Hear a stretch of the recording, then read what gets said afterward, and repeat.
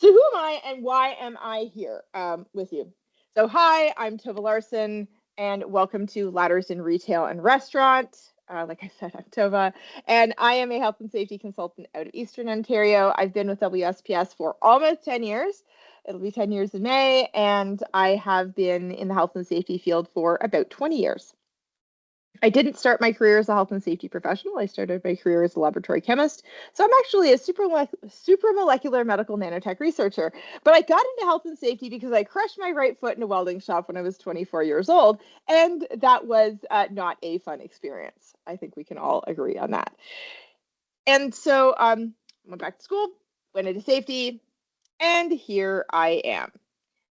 In my career, I've had the opportunity to work in a wide variety of service type businesses. And as a result, Ladders in Restaurant and Retail is certainly a passion project for me. It's also, I have also delivered I'm almost in the 300 club. I've joined Health and Safety Committee certification sessions. I've trained approximately 12,000 Joint Health and Safety Committee certified members in the province of Ontario, and many of them in the service sector.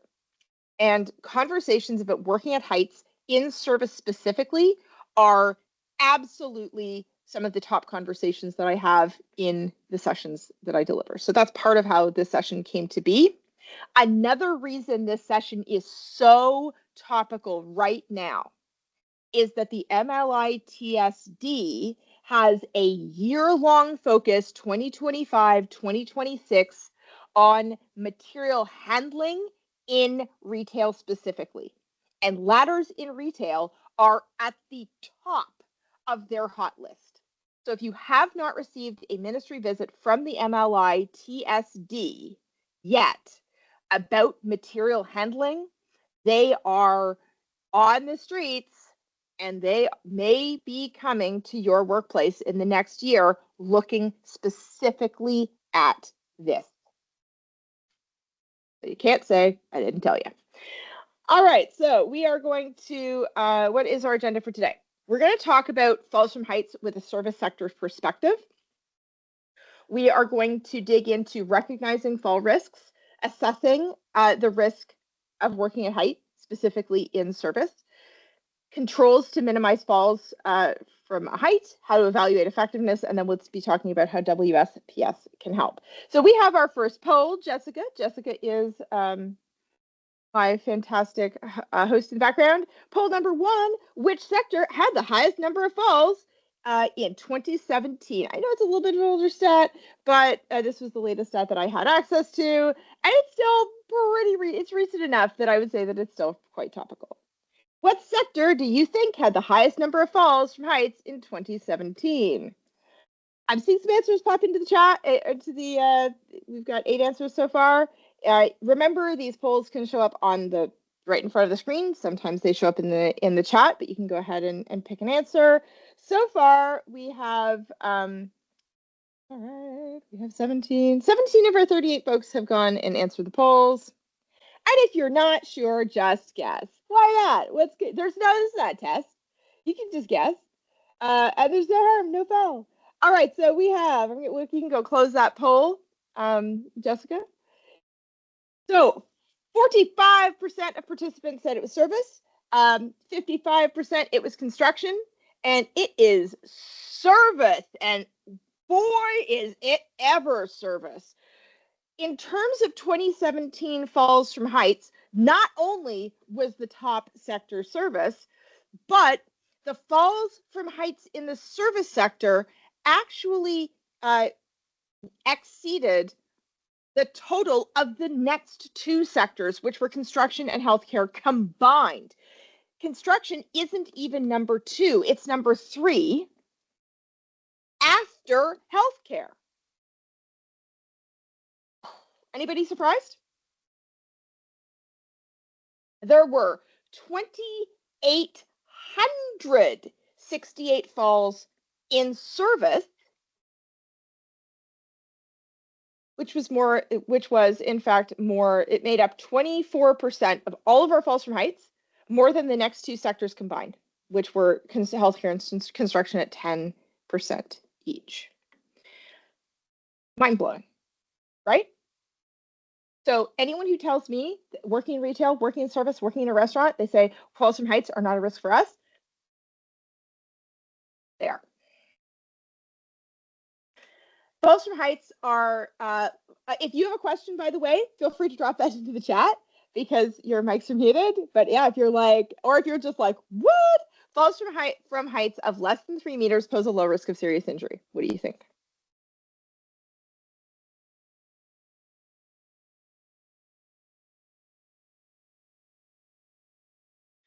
Da, da, da, da, da, da. Da, da, da, da, da, da, da, da, da, da. Okay, I think we got enough data to say. Yeah, nicely done. 90% said false. This is totally false. You can absolutely very seriously hurt yourself, even from a fall of no meters. Like falls from the same level have potential to be fatal or critical. Falls from a height of less than 3 meters still have very, very serious risks. When I am not working, I am a ski patroller at a local ski hill. We talk a lot about something that used to be called the Canadian C-spine rules. They're now called the spinal motion restriction rules. If you fall from 1 meter or higher with an axial load to your head, I have to put a collar on you and stick you in a vac mat because the chances of you having a spinal injury are just that high. So that is one of the mechanisms of injury that necessitate that level of intervention. So yeah, falls from less than 3 meters, even a fall from a meter could be potentially devastating. Even a fall on same level could be potentially devastating, but the risk goes way up even at a meter. So the 3 meter rule, 3 meter line, it's in the industrial establishment regulation. That is the level at which you require fall arrest to arrest a fall. But you can still absolutely wreck yourself falling off of like a 2-step ladder. One of my friends fell backwards while standing, broke his neck, quadriplegic, died 4 years later. Oh, Carter, I'm sorry. That is awful. My heart goes out to your friend and his family and to you. That's really devastating. Yeah, that's a real thing. Falls from heights.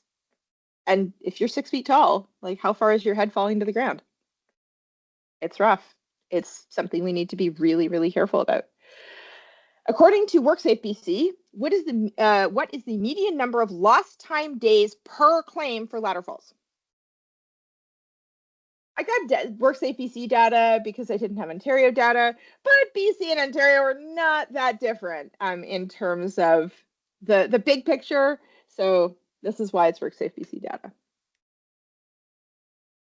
Some answers come in. Roughly evenly split between 18 and 26 days. We've got a few folks who picked 11 days. One person picked 6 days. It is, in fact, 26. I believe it is 26 days. So yeah, big number of days. So we're talking not just like a couple of days. We're talking if you've had a fall from a height, if you've had a fall off a ladder, we're looking at extended time off. And that's 26 working days. That doesn't include weekends. So we're not talking about a month off. We're talking about 6-8 weeks potentially off, which actually kind of tracks when you think about the kind of injuries that can occur from these: concussions, orthopedic injuries, dislocations. I've treated even worker fall off ladder, dislocate shoulder, and yeah, you're going to be off for a while with that. That's not a messing around type injury. According to WorkSafe BC poll number 4, what proportion of claims from falls from ladders in the service sector resulted in serious injury claims? In the world of the MLITSD, we would call these critical injuries. They use slightly different words in the in WorkSafe BC. 6 answers come in. I'm starting to think that I can no longer fool you. It is 50%. 50%.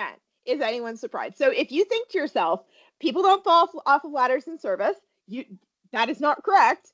That they can't get hurt badly, they absolutely can. That they will be off for a very short period of time, they will not be. And that they wouldn't potentially get a critical injury from this, they almost certainly will. So that is why this is such a hot topic. Oh my goodness, it's a big deal. And the very last stat that I have for you is, I think I have two more. How long does it take to fall 3 meters? Now, this is assuming that you are in a vacuum, which we're not, but because the fall is not very far, the resistance of air is not, in this case, significant. How long does it take to fall 3 meters? Again, could not fool you. It is 0.78 seconds. So anyone who says, oh yeah, like if I fall, I'm going to land on my feet. No, they will not. If they were already losing their balance on the ladder, the chances of them being able to regain their balance in the air in less than a second is absolutely nil. It is going to end poorly. And last question, according to both North American and Scandinavian studies, over blank percent of incidents involving ladders are the result of unsafe acts by their users. This is not to blame workers, but you really need to dig hard into training to prepare people to use a ladder correctly. Any guesses? There's no like chat for this, or there's no like, just throw it in the chat. According to North American and Scandinavian studies, over what percent of all incidents involving ladders were the result of unsafe acts? Erica! Erica is our winner! Ding, ding, ding, ding, ding! It is 95%. So, mind-blowing, right? Let's dig in to talk a little bit more. Now that we know this, we're going to talk about the race process. So we're going to talk a little bit more about how to recognize ladder-related hazards. We're going to end tasks. We're going to figure out how to gather more information about all of this. We're going to talk about determining a risk level, how we're going to control these, and then how we are going to evaluate to be sure that our controls are actually working. So I have a chat question for you, and it is, what tasks are you actually performing on ladders? What are you actually doing? I mean, you hopped into the session for a reason. I'm going to assume many of you do have ladders, and if you have a ladder, you're probably doing something with it. Grabbing stock, probably the number one that we're going to see. Hanging signs, absolutely. Reaching, stocking, a lot of stocking. Getting stock off shelves, putting stock away, stocking, grabbing stock. Yeah, there's a common theme here. Cleaning, absolutely. Yep, that's one we see a lot. Yeah. Lots of stocking, stock related stuff. Moving bins up and down from shelves. Oh, that's more material handling related stuff. And unsurprising that I'm seeing stocking being a big one. So let's talk about some of the tasks that we're performing. Cleaning is a big one. Especially when we talk about the restaurant side, we often forget, as if you're a diner, you may think about the staff that are cooking in your kitchen or serving the food, doing the dishes, but you often forget there is someone who has to clean that kitchen. And these folks are very frequently working on ladders. What is wrong in this photo? Hop into the chat. Tell me the things in this photo that make you go, huh, this seems like a bad idea. I mean, working off a ladder as a whole, I would preferably not recommend. But yeah, there's no spotter. Although remember, spotters are not very good at catching humans. I am a former cheerleader. I got 3 concussions in 6 months from that. 0 to 10 do not recommend concussions. They are not fun. Ladder's not tall enough. Yep, he has to reach. So now his center of gravity is starting to go up. And now he's going to start to have his balance compromised. Not wearing gloves on both hands. That's actually a good point. Yep. Just even from a chemical side. Things behind him if he falls? Absolutely. We want to think about the fall zone. What, if I do fall, what am I landing on? Landing onto a pile of pillows is a very different situation than landing onto an air conditioning unit, and landing onto what could potentially be sharp, pointy, stabby, hot, impaley. Those are all things that we want to really rigorously avoid. Yeah, can't maintain 3 points of contact, which is a good point. Definitely the height of the ladder. Ladders are all about center of gravity. They are, Jack, and we're going to talk about that. And his center of gravity is not within the underside of ladder. Yep, definitely. Love it. That's a really good description. Wearing a lot of PPE, vision is affected. That's a great point. Also, when you look at the booties on his feet, what is that going to make his feet? not holding on to something to balance. One of the challenges is depending on what you're holding on to, it may seem sturdy, but it's totally not. If he holds on to, for instance, that pipe for balance, and then he loses his balance and he grabs onto the pipe, what do you think the fire suppression system is going to do? Yeah, the booties definitely make the feet slippery, which is a huge thing. One of the other things, yeah, it's going to go off, which would be bad, or it's going to break and it's pressurized, or it's going to take the entire hood potentially down with him.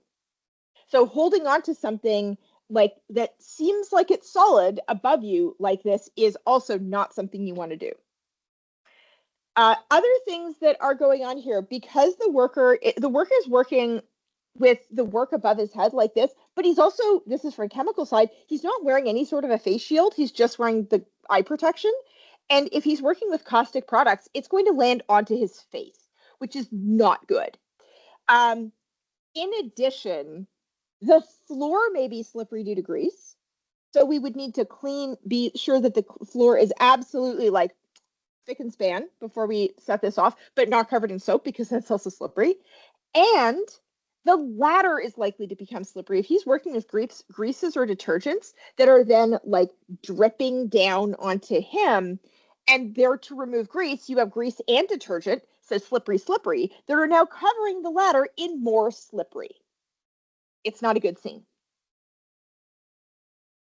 How about what's going on here?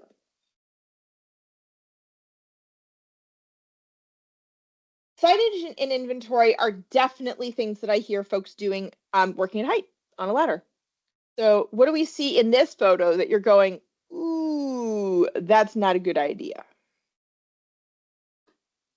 Or you're like, no, this is totally fine. I see no problems. We do this at our workplace all the time. Overextension of ladders, feet on two sides of ladders, so there's the straddling.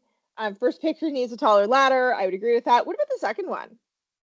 As well, standing on the top of the ladder. Does the second one give you any concerns? Same for me, 3-point contact. Okay. Yeah, there's that center of gravity issue. Here's what's really, yeah, at least one hold handing ladder. Well, she can't have one hand holding the ladder. The ladder is like at foot level. Weight capacity, Kim. Yes, that is definitely one here on the right.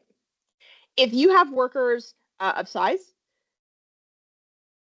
they may not in fact have ladders in the workplace that they are safely able to use.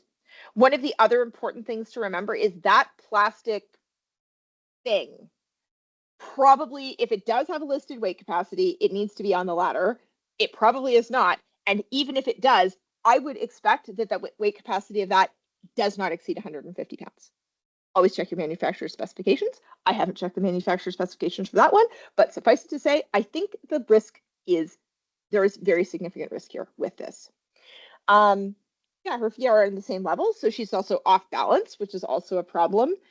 Now, what happens if she is falling? What do you think the first thing that she's going to do is going to be?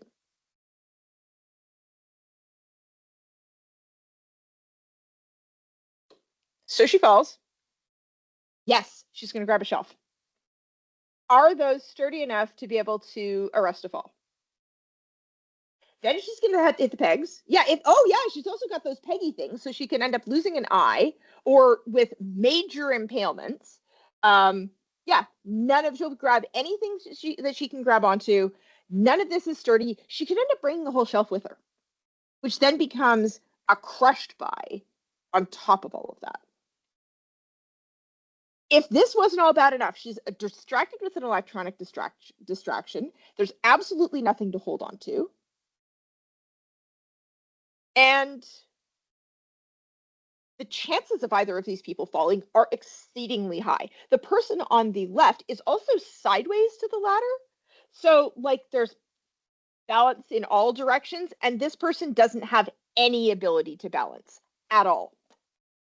Really in any direction on it. It's gonna be bad.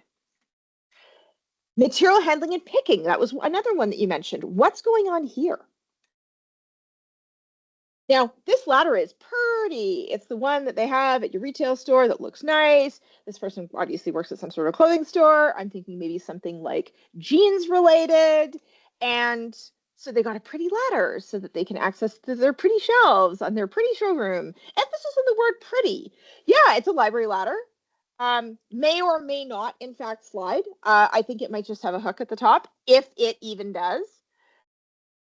Yeah, gain 3 points of contact. You can't maintain 3 points of contact when you have anything in your hands at all. So, okay, the person now has jeans in their hands. What now? Now, one of the interesting things about this ladder is just how easy it is for the foot to slip through the ladder because of the rounded rungs. And if that wasn't all bad enough, think about how much force is being placed on that portion of that person's foot. If I have a rung that's only a ½ inch in diameter, and now I place my foot on it, all of my body weight is going onto just a tiny little portion of my foot. And they're round, and they're powder coated, so they're slippery. Lot of different things going on here. This ladder, I also have questions about weight capacity. Is it rated? What's the weight capacity? Where is it marked on the ladder? And then there's the grip strength. If you are on a ladder, you are relying on your grip strength to maintain control. As you start to fatigue, you are going to lose grip strength. And it becomes a question of, does your fatigue overcome your ability to grip? And then you go down.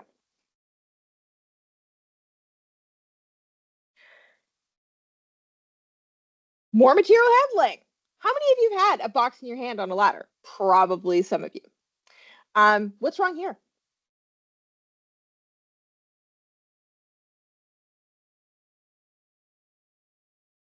What do you think about the ladder choice? Let's start there. Do you think this is a good choice of separate from the box? Do you think this ladder appears to be a better choice? Yeah, better than most. This is a platform style ladder. This is going to be a better choice. But again, the 3 point of contact, as Janelle points out, not something you can maintain. Yeah, and it's too far from the shelves. One of the challenges with this A-frame style is she's probably getting it as close as she reasonably can to the shelves. So if she's still too far, she may actually still have to overreach. Yeah, so balance becomes a concern. There's also the object in the hands that then impairs your vision in terms of being able to see where you're placing your feet, which is also compromising this person's safety. And how about this? Your back room. My goodness, I've worked in retail, and the back room, some of them looked like a bomb went off. Like if I could squeeze myself, I'm not a big person, and if I could squeeze myself between the stuff, I would have been surprised. You see anything concerning here?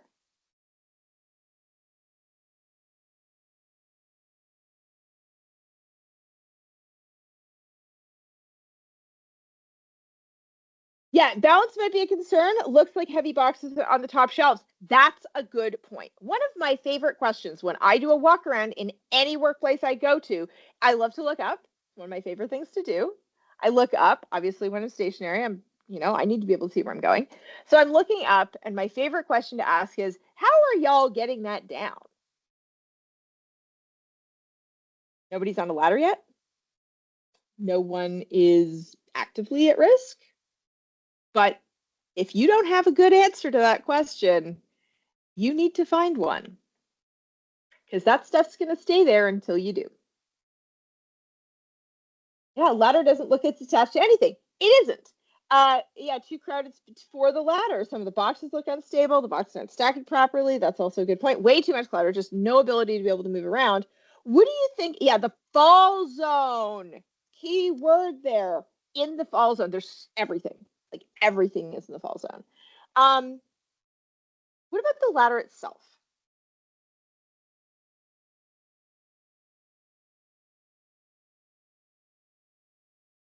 Fancy about that ladder that you'd be like, yeah, I'm not using that. It's a wooden ladder that appears to be homemade. Homemade is fine for cupcakes. Homemade is not okay for ladders. What's the weight capacity of this thing? No idea. Is it structurally sound? Highly questionable. Yeah, don't do the homemade ladders. Yeah, higher chance of slipping. Yeah, then needs to lean on the shelves, which also may not, in fact, be stable. You lean this against a shelf. These things may look like they can hold that weight, but they probably can't. And if it's a shelf that's designed to be loaded in this direction, and then you're leaning stuff on it in this direction, the shelves could even be bent, which then compromises the entire structure, and stuff is going to start falling off. It's not good. Yeah, the wood could also break from the weight, unlike metal or plastic. Yeah, usually it's fiberglass or metal are the two that we typically see. Also, wooden ladders are incredibly heavy. And we'll talk a little bit about the types of injuries that happen from ladders in a couple of minutes. So CSA did a really interesting, and they looked at ladder incidents in Ontario and BC, because both the Ministry of Labour of Ontario, now MLITSD, of Ontario and WorkSafe BC have wonderfully effective methods for collecting data. And they looked from a really long time period, 1992 to 2018. They found 58% of the falls from heights involved ladders. And what they found is that 28% of these incidents involved falls from the ladder. 21% involved MSDs just carrying or moving the ladder. So that's actually just hucking the ladder around. 15% involved MSDs from standing on ladders due to like the fatigue. You've got the fatigue of the feet, the fatigue of the legs. You're having to extend your body. There's the pressure on the feet. There's a lot of MSD related stuff just using the ladder. 6% involved being struck by a ladder. 5% involved falls while carrying or moving the ladder, and 3% the ladder was actually a secondary cause of the injury, often because something else happened and then the ladder landed on the person. MSD. Oh, did I miss the definition? Thank you, Stacy. Musculoskeletal disorders. These are conditions resulting from exposure in workplaces to excessive force, awkward postures, long task durations, and or task repetition. Musculoskeletal disorders are conditions that affect the soft tissues of the body. These include back discs, bursa, which is like the fluid-filled sacs inside some of your joints. It also includes ligaments, tendons, muscles. All of those soft tissues and more, nerves of the body can, in fact, develop injuries. And sometimes often these are injuries that can come on over time. That's what a musculoskeletal disorder is. And thanks for asking. If I use an acronym and someone's not familiar, I always love being able to fill in that gap. We also have some great resources, by the way, on musculoskeletal disorders on our website. So Jessica, feel free to grab a few of those. Are you handling materials using ladders, and what is your process to maintain 3 points of contact? So if you're already doing this and you say, okay, we're using a ladder to move boxes, to move stock, how are you currently maintaining 3 points of contact? What are you doing to do that?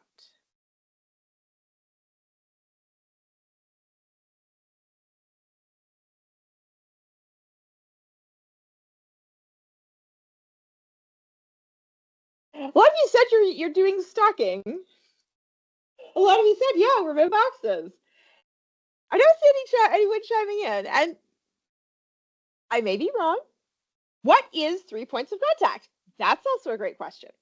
So 3 points of contact means that you have 2 hands and a foot on the ladder, or you have 2 feet and 1 hand.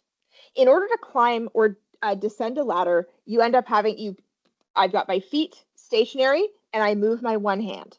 Then once my hands are stationary, I move 1 foot. Then I move a hand, they're stationary, then I move a foot. And that's how you climb a ladder, maintaining 3 points of contact. It means you always have 3 points of what is ultimately 3 points of control of the ladder.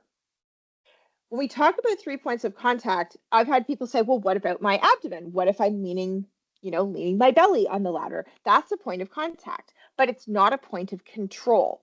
And ultimately, we need to have 3 points of control on the ladder. Hands and feet are considered points of control.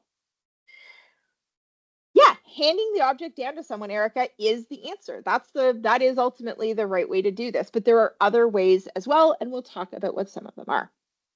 Yeah, it is, as Jack points out, best to avoid it, but I could see resting the box on the steps as you ascend. If you have a platform to be able to place the box on and then descend and then you grab the box, that's also another way that we can maintain 3 points of contact. Ultimately, maintaining 3 points of contact comes back to things like administrative controls, training, and supervisor due diligence, along with supervisor eyes on task, mind on task, supervisor oversight. So let's talk a little bit about contractors, because this is one that a lot of organizations forget that they are still responsible for their contractors. How many of you have at least one contractor that comes into your facility? And they could be on a regular basis. It could be just on an ad hoc basis. You know, you need an electrician to come in and replace something, right? Angela does. Yeah, Janelle does. I'm seeing some hands up. Almost everyone has contractors from one time or another. It could be a plumber, it could be someone doing repair, it could be, you know, in this case, we've got someone who's doing work not maintaining 3 points of contact.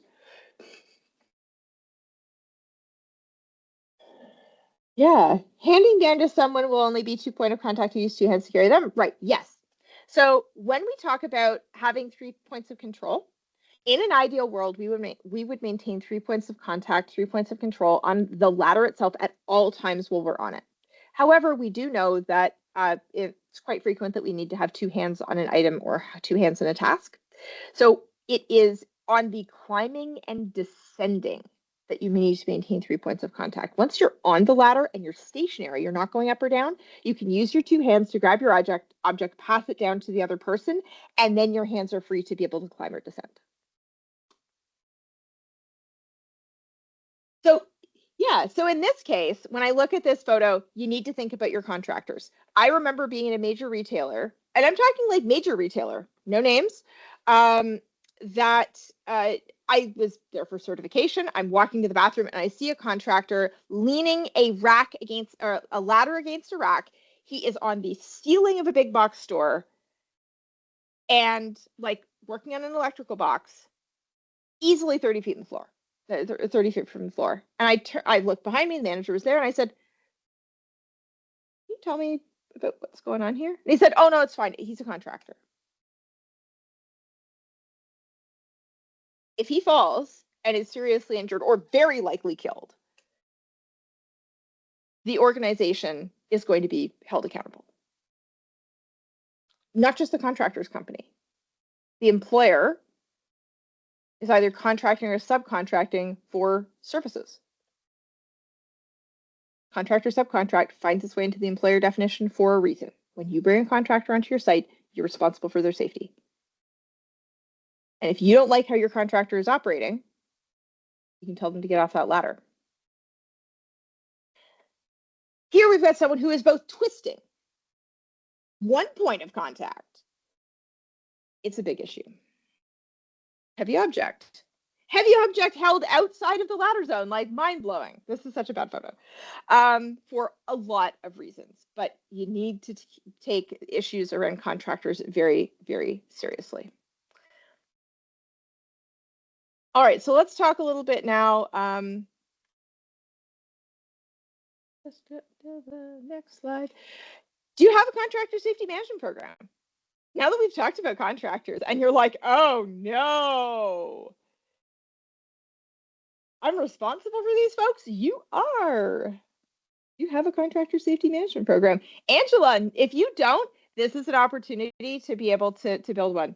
It is something you need to have because, and contractor safety includes a number of different pieces. It starts right at the procurement stage where you make sure that the person that you're hiring, the company that you're hiring, has a WSIB clearance certificate, has liability insurance, has the licensing they require to perform the work. If there's someone who's a gas fitter, are they licensed to be a gas fitter, or do they just do this in contravention of requirements?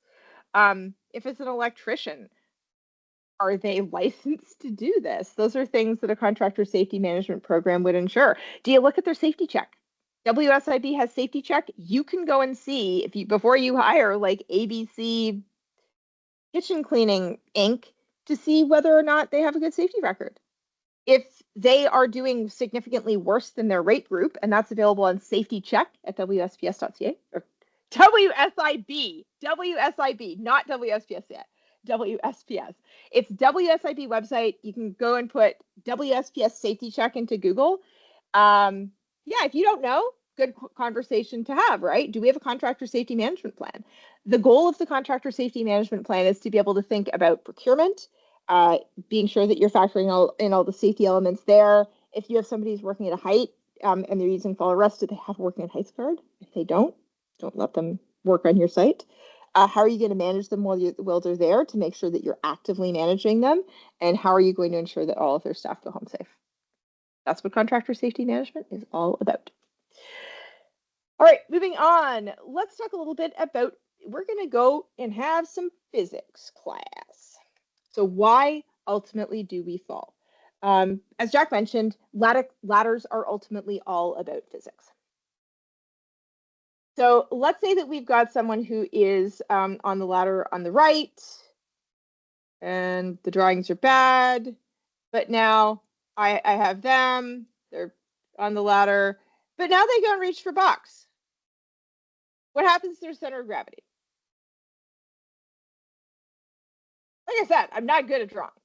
Yeah, it shifts. So their center of gravity, you want your center of gravity to be ideally in the midpoint of the ladder, which this person already is not.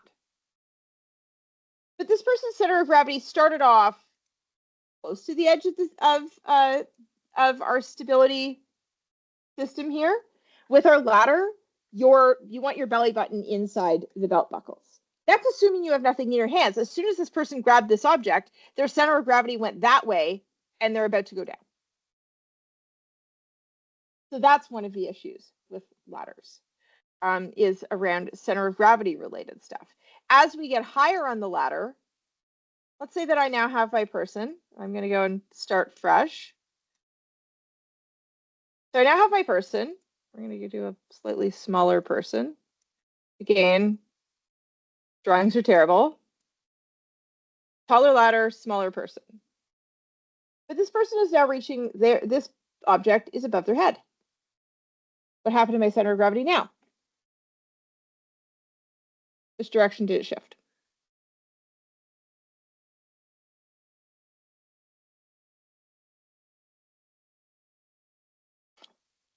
It shifted up. So now my center of gravity is here. Instead of being at my belly button, give or take, women's is a little bit lower, men's is a little bit higher. On average, it's around your belly button. Now my center of gravity might be up near in fact, up near my chest, or even depending on how heavy it is, up near my face. And now I'm trying to maintain my ability to stay on the ladder. Really, really tough to do. Increases the risk of that fall. We also have folks that are on our ladder here.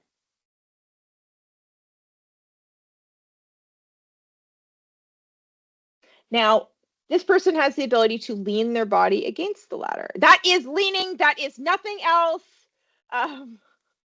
Leaning against the ladder. It's a gut. Anyway, there we go. Leaning against the ladder. Pro and con. Like I said, the drawings are bad. The WSPS did not hire me for my artistic skills. So this person is leaning against the ladder. Right. They're leaning against the ladder. Now, what happens if they then go to turn and they get to step off the ladder? Again, this is leaning. This person is now facing this way. Face is here. That's a face. And they are now stepping off the ladder. What's going to happen to the ladder? It goes this way, which means poof, out they go. Also a bad scene. I've seen people straddle objects. They've got 1 foot on a ladder, 1 foot on a table.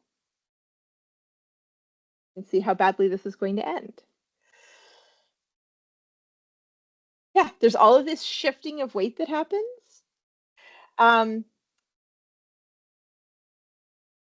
That happens on these ladders. And what's really interesting, and you'll see that A-frame ladders are not they're not an exact A. Terrible drawings. They're not like an A like this. They're kind of offset a little bit. And why is it? Because if I am standing on the ladder here, I am actually placing, like, my vector force is going that way. And you'll notice that it's actually not this in this particular A-frame. If I stand on that rung, I'm not actually centered on the system.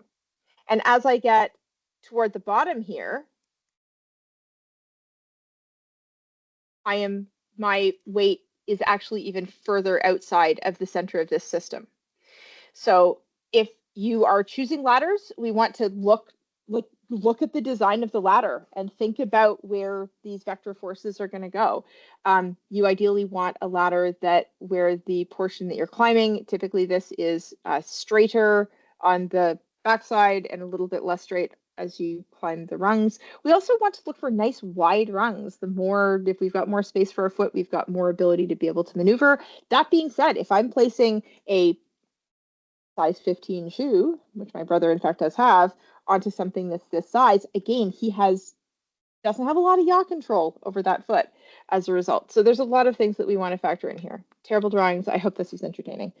Let's go ahead and talk about falls beyond falls, like hazards beyond falls. There's struck by falling objects, hitting your head on objects that are higher. So hitting your head on something on the ceiling or something in that space. Stored ladders tipping and hurting people that way, or banging your shins on ladders. Those are often more the safety side of this of ladders. There's entanglement as well. Ladders have pinch points. You can slip through the ladder and then end up, slamming body parts that way. There's the sprains and strains of carrying the ladder. There can be groin pulls as you either fall or move off the ladder. One of the more common types of injuries is actually causes of ladder injury is actually missing the last step, which then leads to a fall, but it's not fall from the top of the ladder. It's actually fall from close to the bottom of the ladder. There's twisting, there's lower foot and limb fatigue because we're having to use all of that musculature in our legs and feet, all of these tiny stabilizing muscles, to be able to maintain our balance. It's actually physically exhausting being on a ladder. I wouldn't want to be on a ladder for more than 15 minutes in an hour, and probably for no more than 5 minutes at a time. If you have someone who is doing longer term work, a ladder is not the right choice for the task because they need to work so hard just to be able to maintain their balance on the ladder. It's exhausting. There's also neck and back injuries from having to look up, which happens a lot when you're on a ladder. There's twisting the ladder and just like, oh, I'm walking, I turn, schwack, and I've gone and hit somebody in the face who's behind me, unsuspecting. Another is electrocution. And remember that metal ladders are conductive. So if you have any risk that somebody is engaging in electrical type work, they really cannot be using a metal ladder at all. Fiberglass is non-conductive. It is a much safer choice for that task. In terms of that CSA meta-analysis that I mentioned earlier, they also looked at the causes of ladder incidents, and their top causes, 26%, the highest number, was actually that missing the last step. 22% it was from overreaching, 18% from inappropriate ladder size or type, 17% it was the 3 points of contact not being maintained, 13% it was the ladder that was not on a firm or level surface, and 12% it was actually standing on the top rung or cap. And you think 12% is still a lot for something that literally has written on it, I am not a step. So how did we get there? Ladder not tall enough. Worker doesn't know.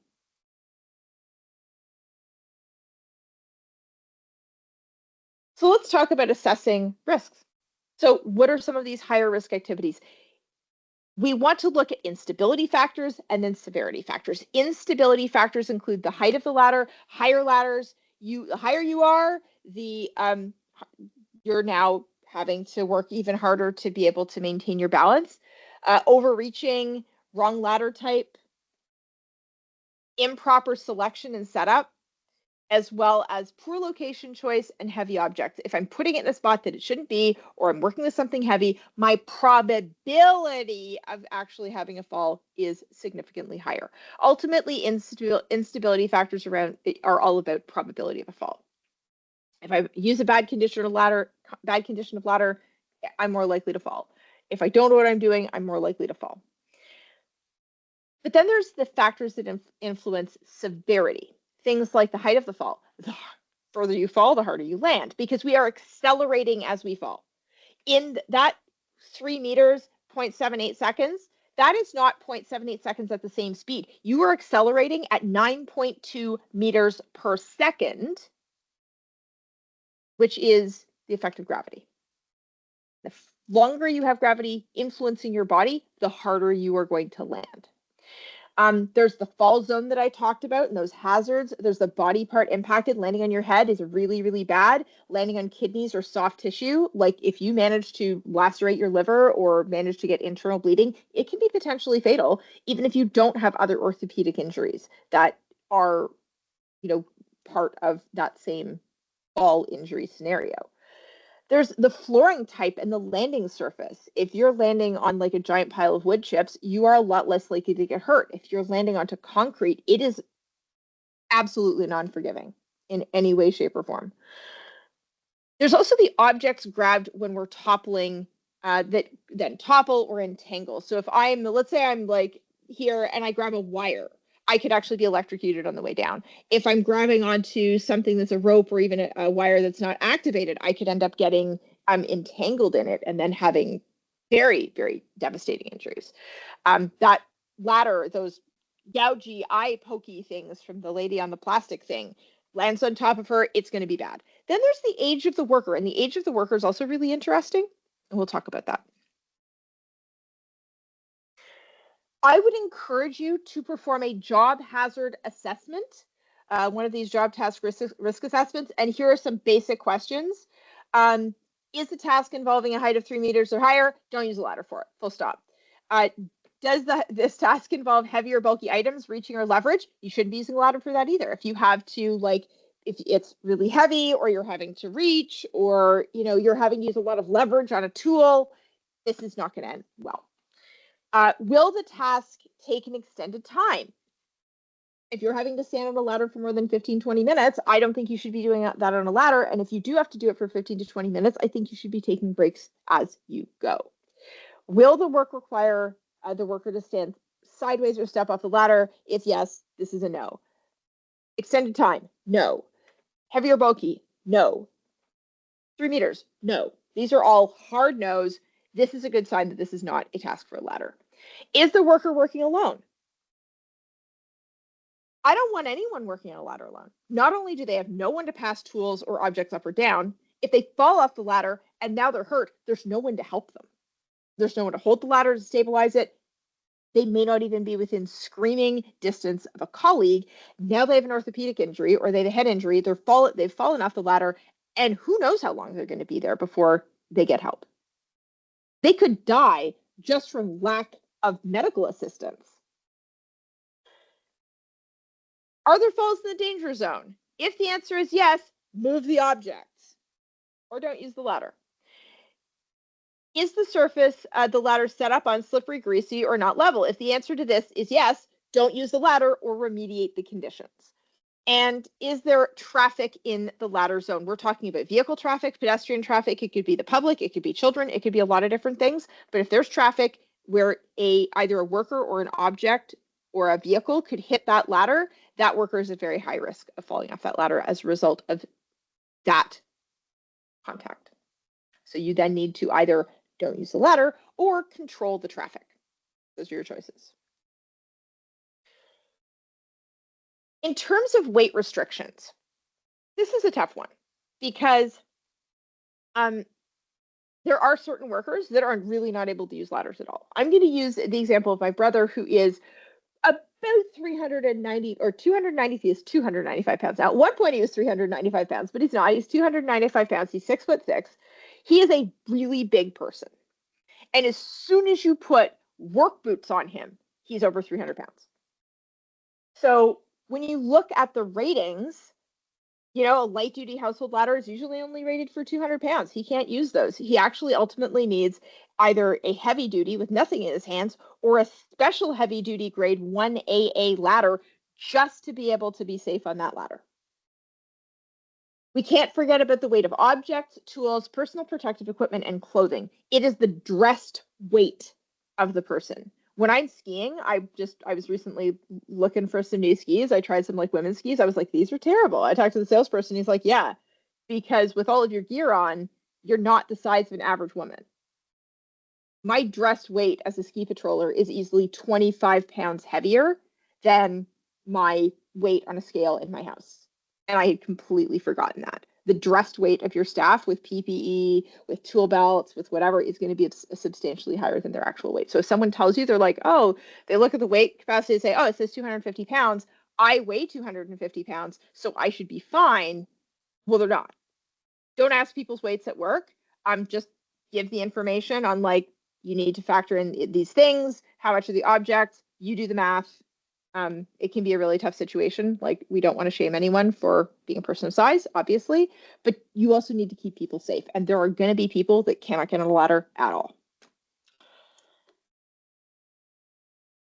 Older workers. Older workers are not only at higher risk of falls, but they're also more likely to experience falls from ladders overall. Being older doesn't mean you're more likely to fall, but as we age, we're exposed to more risk factors that increase the risk of a person's susceptibility to falling. And some of these are related to medical conditions. Some of it is related to aging. And I'm 44 years old, and I keep thinking to myself, like, like, I'm not immune to this. Anyone who says, oh, no, yeah, not me. Time takes us all. We're all aging at the same rate, right? Every day, day by day. So why are older workers at higher risk? Muscle weakness, especially in the legs. This is one of the most important factors, and it is something that as we age, we tend to lose muscle mass.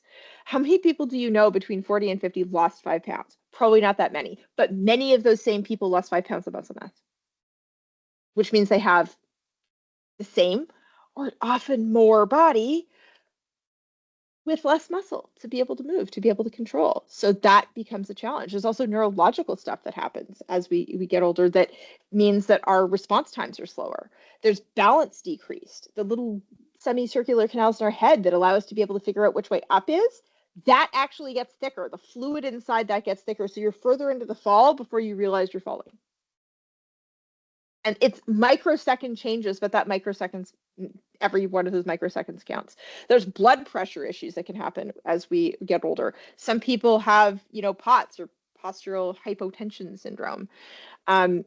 So when they stand up, they get dizzy, or they're just getting dizzy being on a ladder. I remember someone in retail saying, I've got a bunch of 65-year-old staff, and and they all say they don't want to get on a ladder. They're scared. Should I discipline them to, threaten them with discipline to get them to use the ladder? And I said, you don't want these people on a ladder. If I have someone telling me that they have, that they're like, I get vertigo on ladders, I'm afraid of heights. I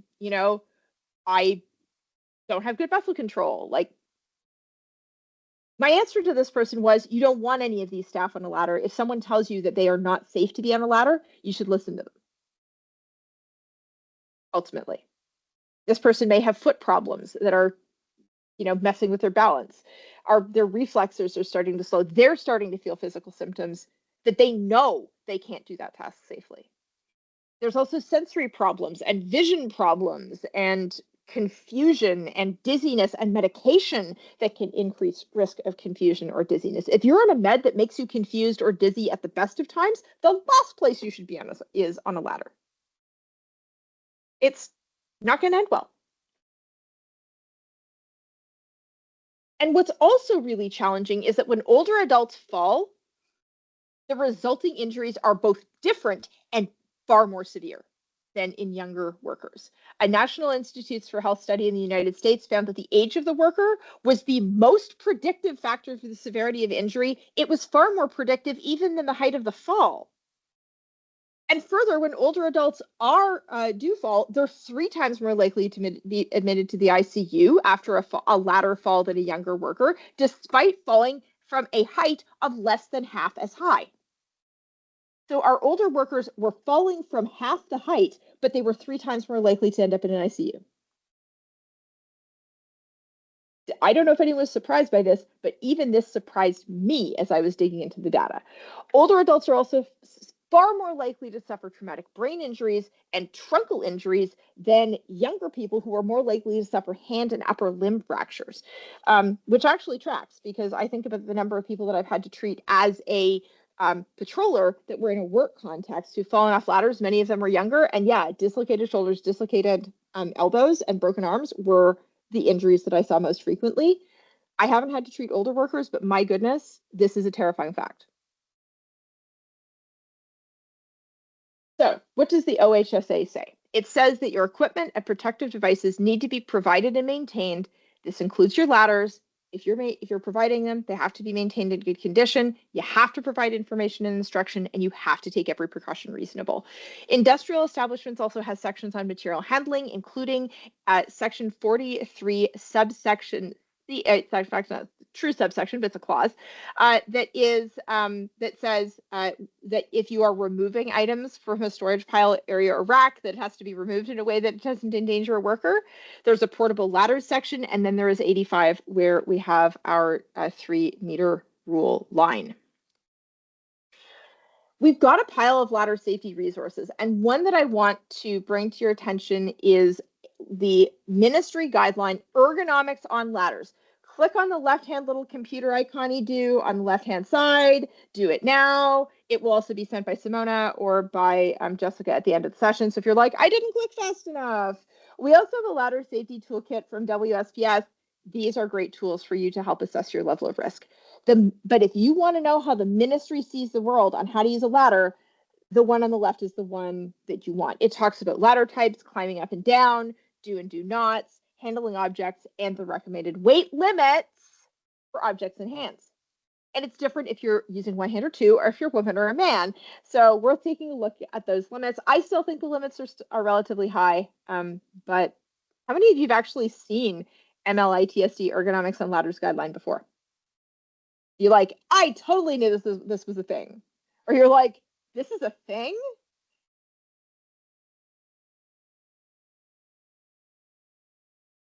Spots is coming in. A few folks have heard of it. The majority, though, have not. And if you're like, that's a thing, yeah, that's a thing. And it's a thing you can now get access to. All the guidelines are free on the MLITSD website. It's free from the MLITSD. Let's talk about elevated work. So how do we control for our fall risks? First is, why are we getting up high? Why do we have to do this? Can we not do this? Please, please, please. Bring objects down using powered equipment and then pick from floor level. If you don't have to get up high, you don't have to fall from high. This is a huge win. We can also use long-handled tools to be able to reduce the risk. And while this is more of like, this is something that we can use here with like a little brush you do to clean the windows. There are a lot of different types of long-handed tools, whether it's changing light bulbs. I was talking to some folks from a cinema, and they're like, yeah, we've got like a 30-foot long pole. It's got a like suction cup on it, and that's how we change the light bulbs. That's actually pretty great. Nobody has to get on a ladder. We don't have to get a scissor lift in. Really hard to do that when you've got a theater. And that is how they solve that problem. Most retail locations don't have space for motorized equipment, nor can small businesses afford that. True. So let's talk a little bit and there are some options you may not realize for motorized equipment in retail specifically. If you're picturing scissor lift like construction lift, I have some news for you. There are tiny little lifts that can get through like a 28-inch doorway, and there are a bunch of different styles. And if you don't have the ability to do powered equipment, then you just have to invest more in some of the other processes like awareness, administrative, and potentially PPE. Maybe you can use long-handed tools to reach objects. Maybe we can choose lower shelves. If you're thinking to yourself, okay, well, our stockroom is small, so we need to go right to the ceiling. How much of this stuff do you really need? Could you get more space? Could you move to like the Costco model, which is they don't unpack their skids. They make you unpack the skid. They just put the skid on the ground and then the customers pick from it. That's the Costco model of stacking their objects on level ground. So they don't pick a height. They bring the objects down and then you pick off the top of the pallet. If you go with lower shelves, you don't need to put stuff up as high. Like I look at this shelf and I would be able to stock that standing on the ground. I wouldn't actually need a ladder to do it. What about lift equipment with cage on the forks? That is not something that we want to do. The cage and the forks, it's been a couple of decades since that's been considered an acceptable method. If you are going to do a power elevated work platform, it needs to be a real power elevated work platform. It can't be cage and forks.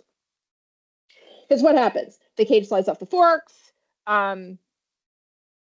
You can fill in the rest of that. The key phrase there, I've said a lot, is it doesn't end well. I think that's probably I don't want to get into the gory details, but it's going to be bad.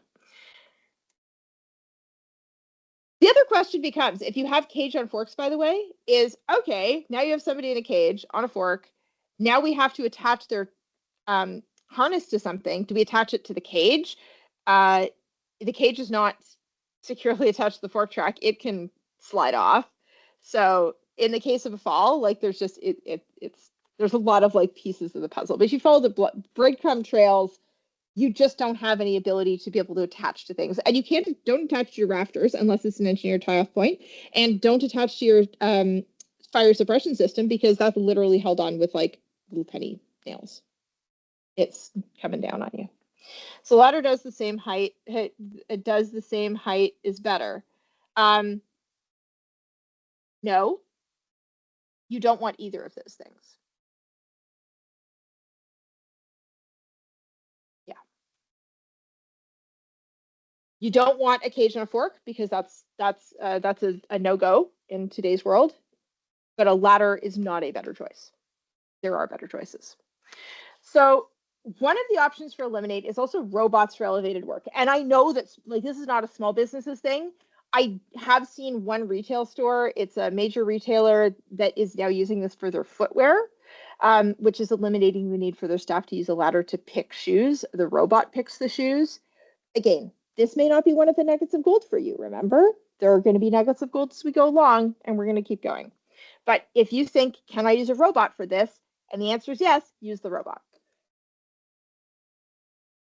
For the retail and restaurant sector, especially around signs, have you considered just having contractors in a safe way not on a ladder, installing TVs in your workplace and then changing the signs with a computer?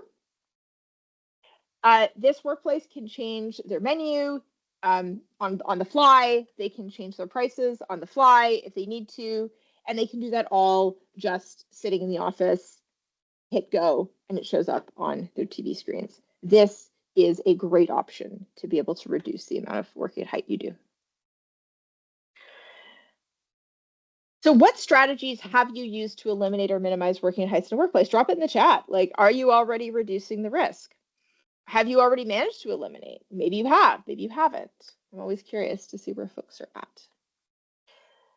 So again, drop it in the chat. We're going to move on and talk about ladder alternatives. Power elevated work platforms are a much safer choice than a ladder. Why? There's a tie-off point that's typically directly beneath the worker's feet. There's some level of travel restraint. They've got a guardrail around them. They come in all shapes and sizes, including really small ones that you can like roll into a back room. This is one of the ways that we can keep people from falling is eliminate the ladder, use a work platform. We could also, if you're doing picking, you could choose to use an order picker of some kind. These are typically designed for where there is an elevation of more than 3 feet. It's got built-in, again, fall arrest. You've got a platform for the worker to put the object on. These are wonderful in warehouses. I still do see them in some retail stores, but not that many.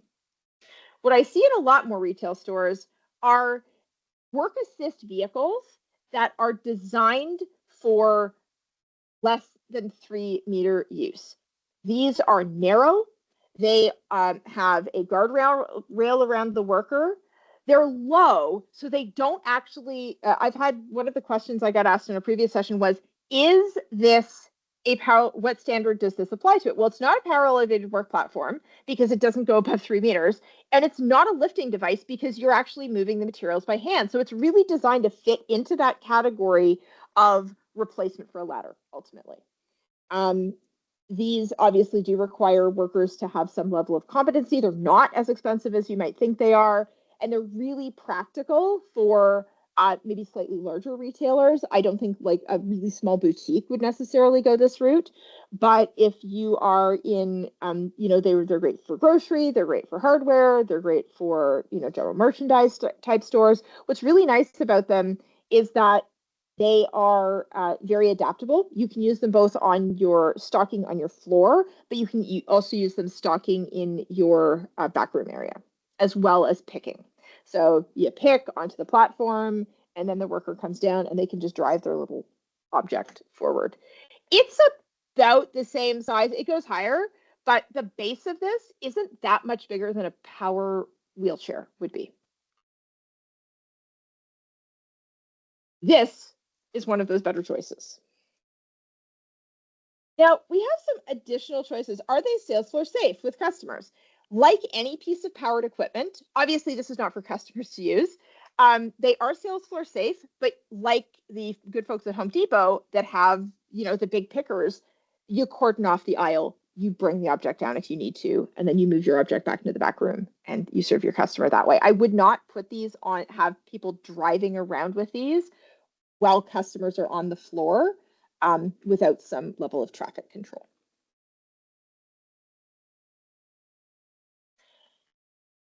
Have you ever considered using a power elevated workplace or using a power elevated work platform or some sort of other device? If you haven't considered it, there are newer options that are smaller. A lot of folks, when they picture power elevated work platform, they picture like a big Genie Boom, and they think it's like a Genie Boom or ladder. And there are so many better choices that are smaller, shorter heights that are available, and the cost is not as much as you might think they would be. I don't sell them. I'm not recommending any particular product. Other things we can do if you're going to use a ladder. If you're going to use a ladder, pick better ladders. That thing on the left is not a good ladder. If this is what's in your grandmother's kitchen, this is not for work. We want to choose something that's heavy duty with a nice, big, high grab bar. This way, we're able to have our center of gravity really well up within the ladder system. We also want to, what could we do even beyond that already really good ladder now on the left? We could even go with a steel work platform that has handrails for climbing, that is nice and sturdy, a big platform, nice guardrails around it, nice sturdy base to it, and really heavy. This is typically moved with wheels. You don't want to be carrying these around, but they are a much safer choice with that bigger base. Now, if you are going to be choosing A-frame portable ladders, be sure that you're choosing either special duty or extra special duty grade 1A or grade 1AA ladders. You're choosing them for the weight capacity. And you think, but I don't have any bigger staff. You also you may have objects in your hands, even if you're passing them down. Get the ladders that have the capacity. It's worth it. We also want to choose ladders that have wider bases. Instead of having like narrow, choose something that flares out at the bottom because it's allowing you to have more stability. It's okay if it narrows a little bit at the top, but it should have a wider base. We also want to consider something that maybe even has some built-in outriggers. There are ladders that are designed like this that even have like these outriggers that you can deploy that go out like this on both of these, that give it that stability. So you're relying less on the worker to be able to maintain their own stability on a sketchy ladder, and you're getting a safer ladder that's going to have more maneuverability before it starts to tip. Another thing that we can consider in all of this is actually to use a ladder cage. This does have some similarities to the previous cage, except this is collapsible. It's movable. You tip it under the wheel, you roll it, you set it up, and you've got this cage. It actually has a guardrail behind your back where you have to open the guardrails to be able to descend the ladder. They come in formats all the way from like 1 meter, like 2 meters, 3 meters. They come in a 5-foot size. There are a lot of different sizes of these, but one of the nice things is that if I'm a worker, I wouldn't be able to see the person's probably, their head is probably here, bottom of their head, but they're now standing like this. And yeah, we wouldn't be able to see their head, but there's their arms. They're now encased in a cage. They're not falling over. These also typically have the outriggers on them, like I just described previously with the A-frame ladders. These are, again, going to be a safer choice. So when we look at the sort of dichotomy between, oh, we're just going to use the cage on the fork truck, or, oh, we're just going to use a ladder, there's so many options beyond that. We don't have to choose one or the other. We could be choosing one of these safer ladder styles, or we could be choosing a variety of different power elevated work platform options. Another thing to consider are the rolling staircases, but again, you can't have things in your hands. So what does the MLI-TSD recommend? They recommend, if you are using these, that you have one that has a platform that actually will raise and lower. So I put this is nicer because they're a little bit less tiring to climb. You've got a nice platform at the top for someone to stand. They're not getting that ladder fatigue. They're not relying as heavily on their own grip strength to be able to maintain their balance. They have a nice big wide platform base to them, so they're a lot more stable. But then we still have the problem of bringing things up or down. Maybe they can place the object here and go, bring it down once they're standing, or maybe they could actually put it on that platform to lower the object. How tall can those ladders be? Well, if you are putting someone on a ladder, I don't want their feet at all. I don't want their feet more than 3 meters from the ground. Like, I wouldn't be buying a 25-foot tall version of this. How are you going to be able to provide fall rest? That's my question. If you're 3 meters or higher, you need fall rest.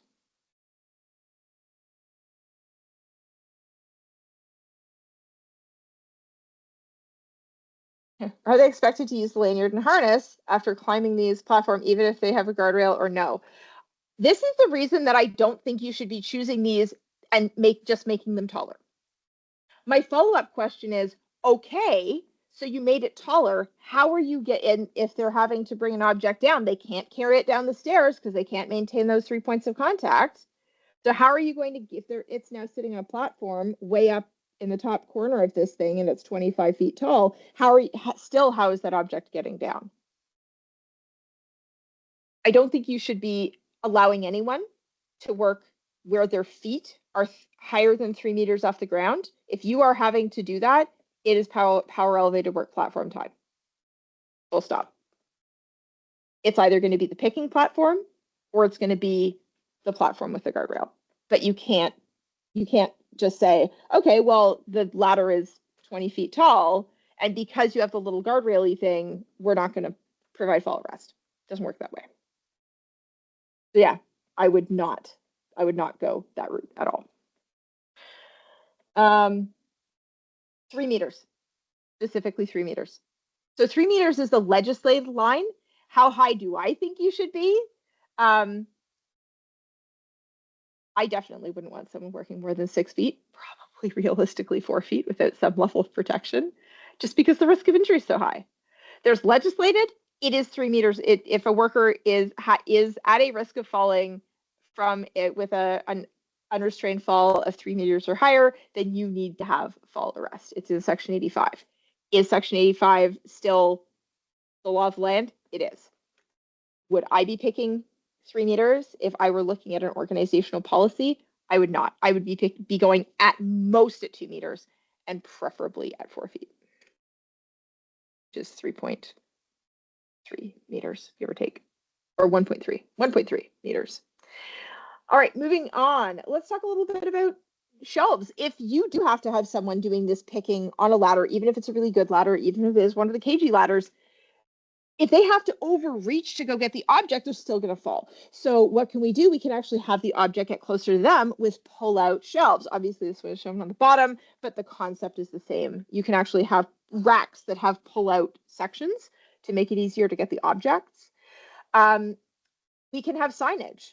I love the signs at retail that say, for customers that say, please ask an associate for assistance. That way you don't have your customers climbing.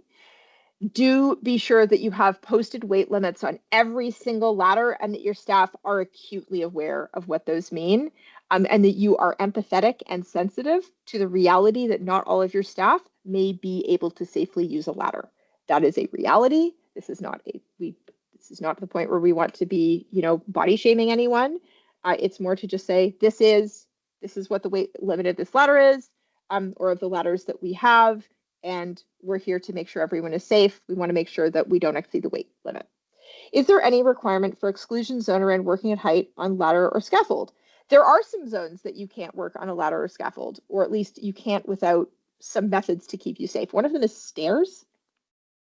If you do have staircases, obviously we can't set this up on a staircase without some level of engineering solution to make it level and secure.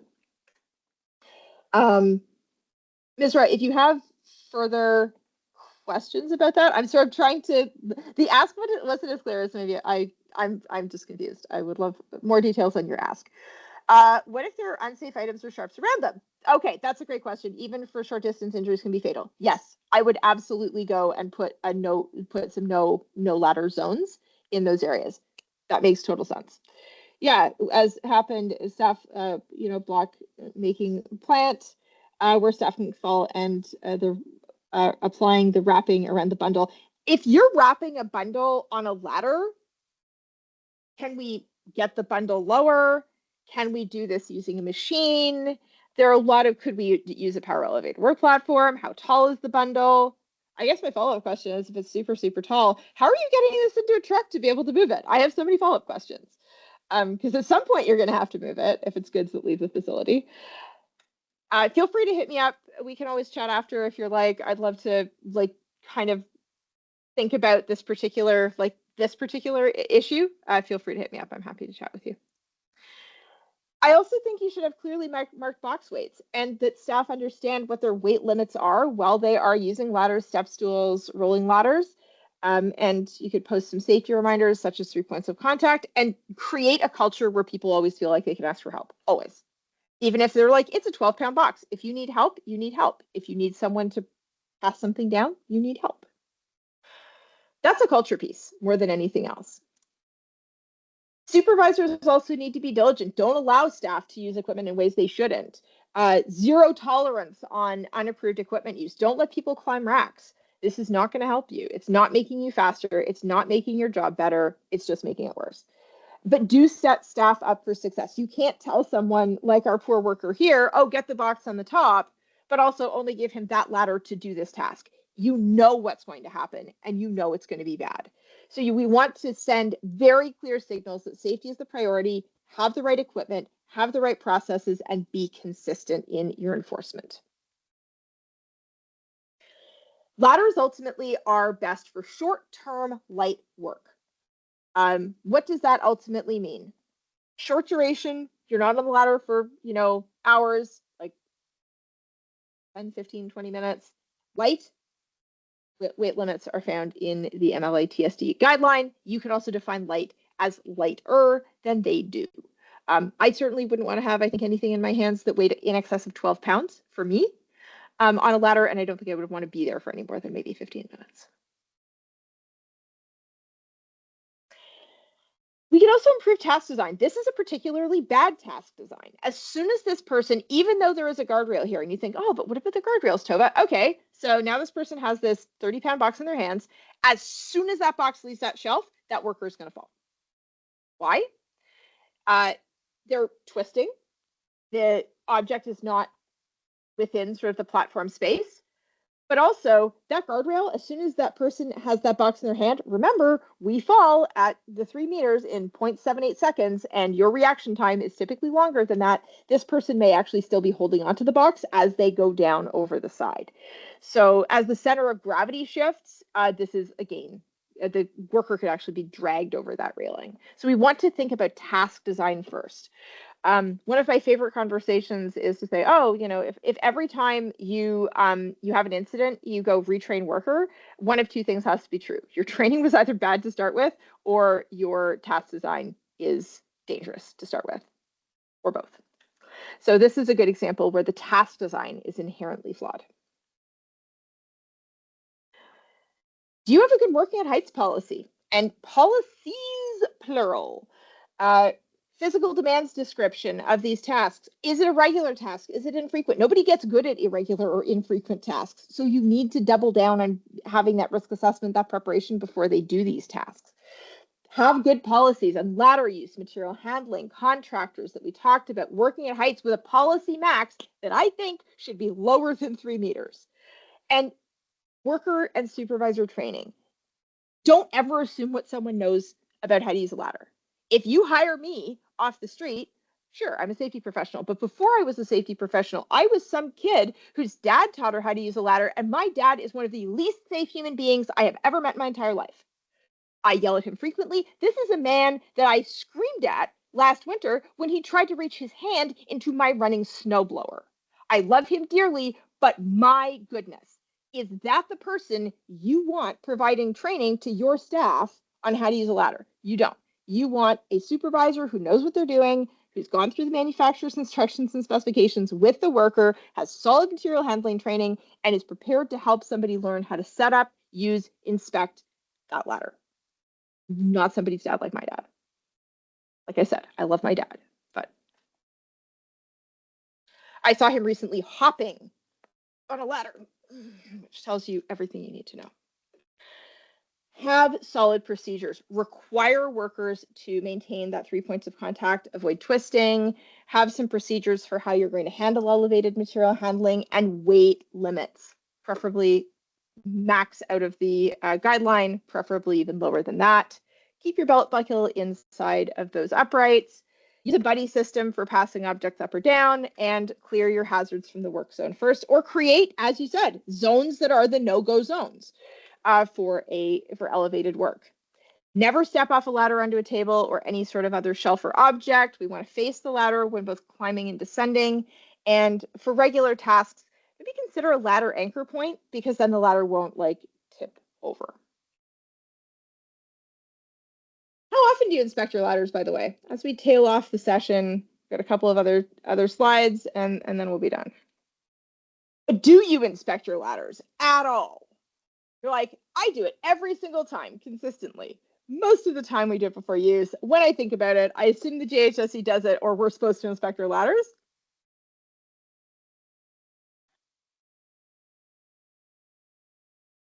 And like, I can't see who's putting what answers in. So if you're like, the truth is I was supposed to inspect these, what? That's okay.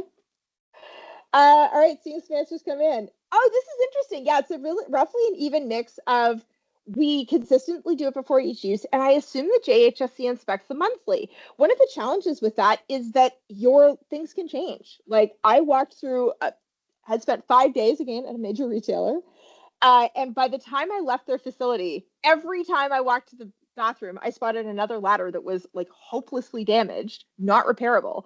By the time I left their facility, they had a dumpster full of cut up ladders, and they didn't have any more ladders left. They had like 5 more ladders on order.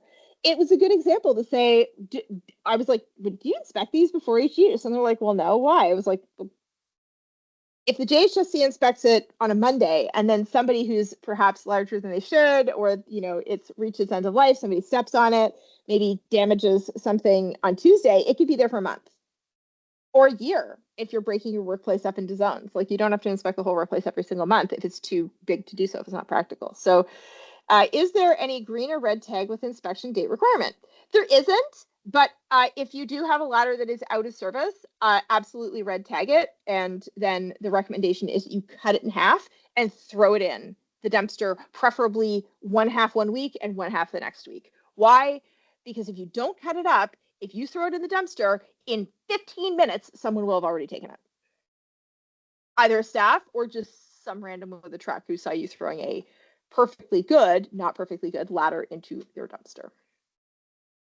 Last thoughts. Inspect your ladder every single time. What are we looking for? Bent and damaged rungs, bent and damaged bracing, missing, damaged, or worn feet, homemade repairs, cracks, chips, instability in the fiberglass, if it is fiberglass, to see that the certifications are still readable, the capacity, it's clean, it's free of grease, soaps, slippery stuff, and it's, of course, chained. Choose the right clothing and footwear. Don't allow heels, flip-flops, slides, flats. You want solid shoes that are laced on, or at the very least a slip-on. You want shoes that are going to stay closed toe, closed heel, rubber sole, stays on the foot, and they fit the worker. Now, those shoes are a lot more likely to keep that person on their feet in general, but certainly on a ladder. And do think about clothing and travel restraint. We don't want to have loose clothing on ladders. That can actually act to capture us on our way down. Use tool belts to free those hands for climbing up and down. You may want to consider fall arrest even under 3 meters, or something like a travel restraint system that prevents the person from getting too far and falling. Is there an expiry or end of life date on a ladder? There isn't a specific end of life date that says like this ladder is not good beyond this date, but as soon as there's any damage to it, you need to replace it. They're not repairable. And damage can be like bent. Even relatively minor bends are still a no-go. It should look like you brought it out of the factory, and maybe it has a bit of wear, but you should not be seeing anything that is changing the shape of anything on that ladder. And ultimately, what are we looking for around evaluation? Have you reduced the severity? Elimination and alternatives to elevated work are the ways we reduce the severity, or have we reduced the probability? With substitution with power elevated work platforms, massively reduces the probability of a fall. Engineering, those better ladders, those better choices that we talked about, that reduces the probability. The more information your staff have about the object, about the tasks, about risks, about ladders, about inspections, the lower the risk is going to be. Do you have solid policies and programs? Are your supervisors enforcing these?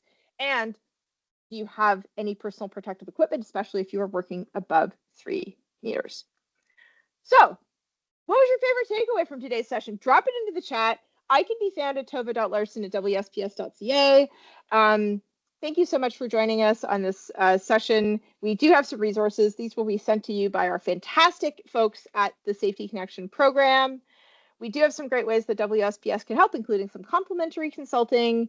There's the WSIB Excellence Program, which is the most amazing thing since sliced bread. If you want money back for building a better safety program, come talk to me about excellence. And we also have a great small business center if you are a smaller business that can help you on your safety journey. So that's it. I hope you had a great session. Thank you for joining us. If you have questions, feel free to drop them into the chat. Feel free to reach out to me after the session.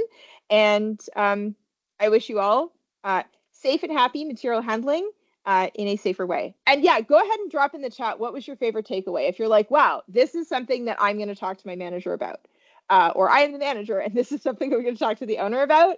I would love to know what your favorite like aha moment was of the session today. Learned a lot. Love your energy and passion. Oh, thank you. Which I take it back to HSC. Amazing. You're so welcome. Substitution options. Absolutely. That's one that a lot of folks, we automatically think it's high. Let's grab a ladder. We often don't know about the different types of ladders. We don't like those ladder cagey things that I showed. Those are relatively new. They've only been around since for maybe 7 to 10 years. People are inventing stuff all the time, and it is an opportunity to be able to choose a much safer choice. 3-point of contact needed, for one step. Is 3-point contact needed for 1-step and 2-step ladders? Yes. Yes. Because again, as soon as you get at a height, the chance of an injury increases. One thing I'm also going to mention is if you're doing a step ladder that doesn't have something to grab onto that's at waist height, you don't have anything to hold onto at all. So you really want something that has that nice big handle that we talked about, that is going to be something at waist height for someone to be able to grab onto. Definitely reminded of how dangerous lifting on ladders can be. Right? Yeah, when I dug into the stats, they shocked even me. And I'm a safety professional. I was looking at these, I was like, what? Yeah, I didn't know someone was counting falls for 26 years, right?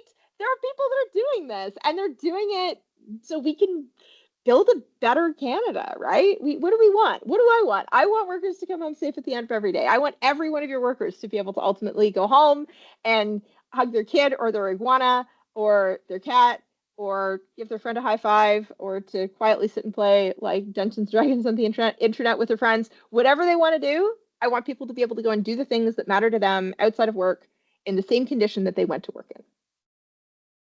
That's the message. Oh, you're so welcome. Yeah, my passion comes from a lot of different places. It used to come from rage. Now it comes from passion. Having been a hurt worker and I ended up having to, like fight tooth and nail just to get the help that I needed. Yeah, in the early years of my career, there was definitely the fire in the belly was real. Now it's just love for what I do. Yeah, the step ladder, put your hand on something sturdy. Nope, does not provide any stability. That is not a good method. You want to choose a step ladder that has, here, I'm going to go back to it. I go back to the photo with it. You don't want to, you're not relying, if you have your hand on a wall, there's nothing to grab onto. So it's not a point of control. You have to have control over you in relation to the ladder. Instead, what I would suggest is that you choose and they have versions with these with only a couple of steps, but you want something that has that nice hands up grip that you can go. And if I'm a worker on this ladder, here's my feet. I'm standing here. I can actually lean against this and I can grab that. That's what you want. But we can have this, we can make this a 2-foot step ladder that has that. That's what you want. We don't want to be grabbing walls. We don't want to be grabbing shelves because that shelf may not be stable. That wall doesn't have anything I can actually grip. We'll add info about types of hazards and risks to our next workplace newsletter. Oh, I love that. People think it won't happen to them. Lots of people don't think that it won't happen to them. I talk to young workers all the time. They're like, oh, it won't happen to me. And I was like, well, if I crush my foot, it can happen to you. And they're like, yeah, if it happened to me, it can happen to you. 100%. Will the slideshow be emailed as a resource? It won't. But the resources have some really good stuff in it. And if you want more info about some of the options that we talked about, I'm happy to connect with you offline. If you're like, oh, I really wanted to know information about that particular slide, feel free to hit me up.